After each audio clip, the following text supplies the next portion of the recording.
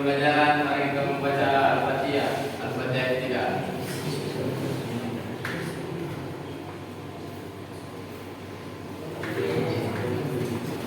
Terima kasih, selamat duduknya diperbaiki ya. Oke. Ibu mau cek kehadiran dulu. Di game ini ada yang tidak hadir? Siapa yang tidak hadir? Karena kenapa? Sakit. Kesehatannya ya. Karena sekarang cuaca itu lagi ekstrim, kadang panas, kadang hujan deras. Jadi dijaga kesehatannya, dijaga juga konsumsi air minumnya juga ya, supaya tidak kena sakit. Apa? Pendaki. Apa? Pendaki. Pendakinya sedang apa? Pendakinya sedang meneliti. Kita pelajari hari ini. Sekali. Jadi kita akan belajar tentang bagaimana meneliti suatu fenomena yang terjadi. Apa sih sebenarnya gunanya kita melakukan penelitian? Ada satu orang boleh? Apa tujuannya kita belajar penelitian? Manfaatnya?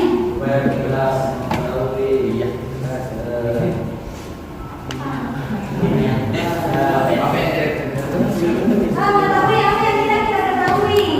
Buat apa diteliti kira-kira? Supaya kita tahu apa yang sedang terjadi. Mau mengetahui apa yang terjadi. Apa lagi? Untuk mengetahui penyebab kejadiannya. Yang paling penting untuk mengetahui Kejadian. Sebab akibat. solusinya. Tepat sekali. Jadi dalam penelitian tujuan utamanya adalah untuk mengetahui solusi apa yang akan kita ambil terkait dengan suatu fenomena atau gejala yang terjadi dalam kehidupan sehari-hari. Oke, tepat sekali. Nah, ini adalah tampilan dari tujuan pembelajaran yang akan kita capai. Jadi dari indikator atau dari kompetensi dasar memahami langkah-langkah penelitian ilmu geografi dengan menggunakan peta ini, Ibu turunkan menjadi tujuan pembelajaran, yaitu yang pertama, setelah kita melakukan pembelajaran, santri atau kalian dapat mengidentifikasi fenomena geografi dengan benar. Yang kedua, kalian bisa mengidentifikasi fenomena tersebut dan menganalisisnya menggunakan pendekatan geografi dengan tepat. Selanjutnya, yang terakhir yaitu kalian dapat merumuskan pertanyaan dalam langkah-langkah penelitian nanti. Jadi, langkah awal sebelum kita memulai penelitian itu adalah menganalisis fenomenanya apa dulu, kemudian merumuskan masalahnya. Jadi itu yang akan kita pelajari untuk hari ini. Nah, selanjutnya silakan kalian simak video ini. Ini adalah literasi pembelajaran untuk materi kita hari ini. Jadi kalian boleh jadikan ini informasi terkait dengan apa yang akan kita pelajari untuk hari ini. Dicatat informasi-informasinya ya. Nah, gimana caranya suatu fenomena sering derivat penelitian? Caranya, kalian harus menemukan masalah. Masalah bisa didapatkan melalui atau menggunakan laporan. Dan masalah sudah ada, selanjutnya merumuskan minimal tiga pertanyaan pokok. Yang pertama, apa masalahnya? Berkaitan dengan gejala. Yang kedua, bagaimana masalahnya terjadi? Dan lokasi dan ruang.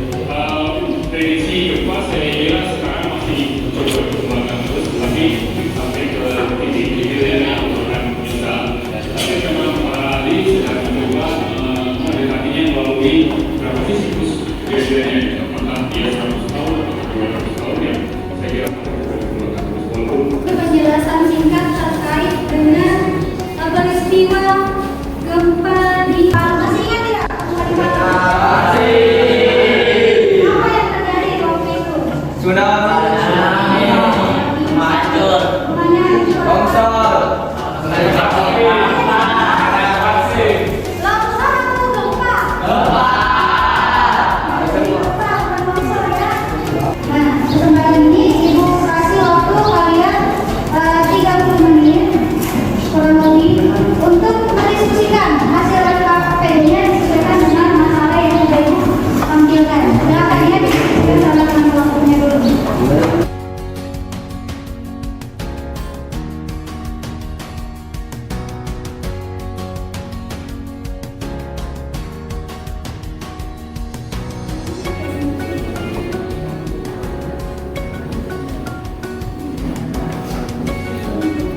Rumusan masalah yang ada di dalam pertanyaan tertulis. Jadi ini baru langkah awal. Jadi tujuannya rumusan masalah supaya nanti penelitian kita tidak melenceng kemana-mana. Ya, kalau nanti sudah selesai semua ini, cukup dibacakan saja rumusannya. Untuk solusinya nanti di pertemuan berikutnya kita lanjutkan. Jadi baru berupa pertanyaan saja dulu ya.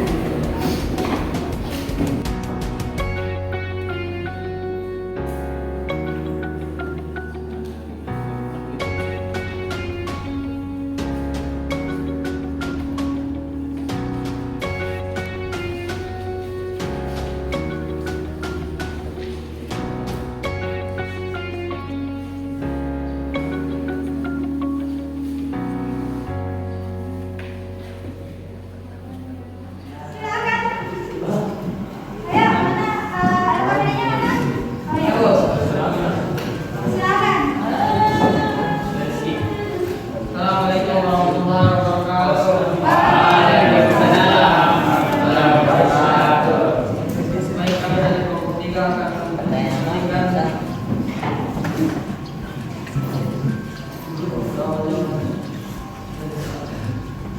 yang pertama, identifikasi tentang fenomena geosfer.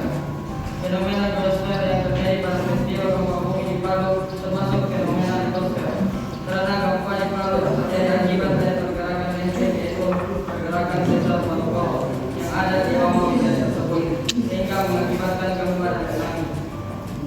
Yang kedua, identifikasi pendekatan analisis studi geografi. Untuk pendekatan analisis studi geografi dapat dikaji dengan menggunakan pendekatan analisis perubahan, karena menurut kelompok kami penyebab terjadinya gempa di Palu adalah dengan adanya pergerakan lempeng sesar Palu yang mengakibatkan timbulnya getaran permukaan bumi di sekitar wilayah tersebut. Yang ketiga, menentukan rumus masalah persediaan. Yang pertama, apa penyebab dari gempa di Palu? Yang kedua, mengapa bisa terjadi gempa di Palu? Dan yang ketiga, bagaimana dampak dari gempa? Yang keempat, bagaimana solusi untuk mengatasi gempa di Palu? Sekian dari kami. Assalamualaikum warahmatullahi wabarakatuh. Oke, ada pertanyaan untuk pemateri. Oke, silakan kalau Mas. Assalamualaikum warahmatullahi wabarakatuh.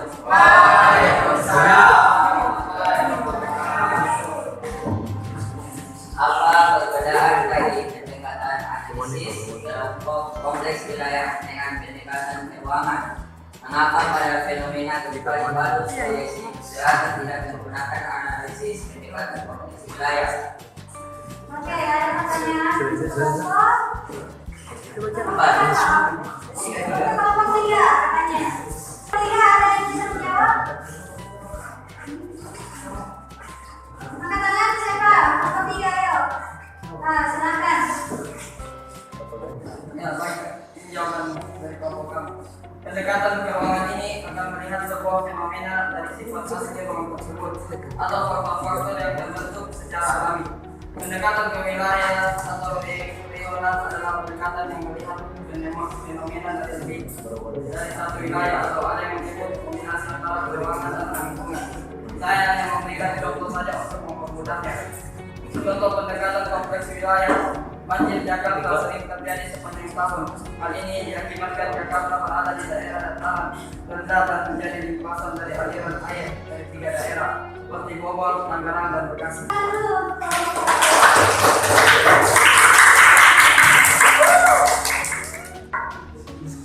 Dari peserta ada tidak yang bisa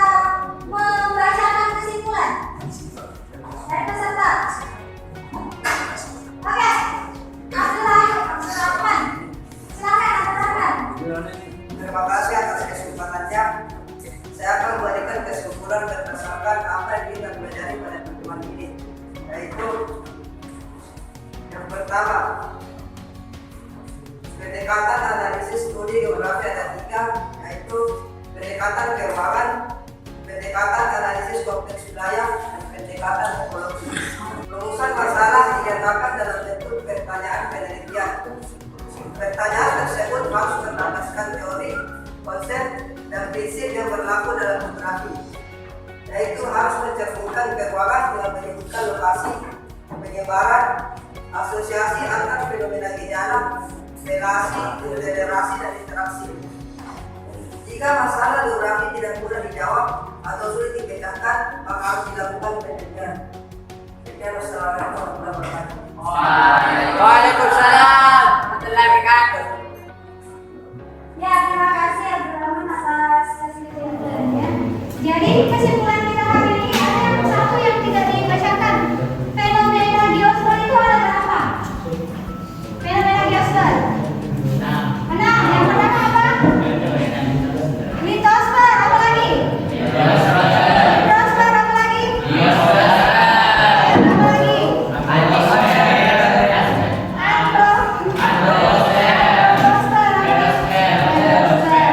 Nah, untuk gempa tadi dianalisis menggunakan fenomena apa?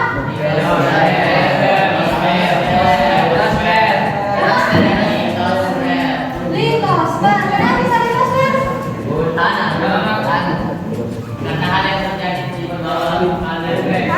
Karena disebabkan oleh pergerakan lempeng terjadinya di daerah.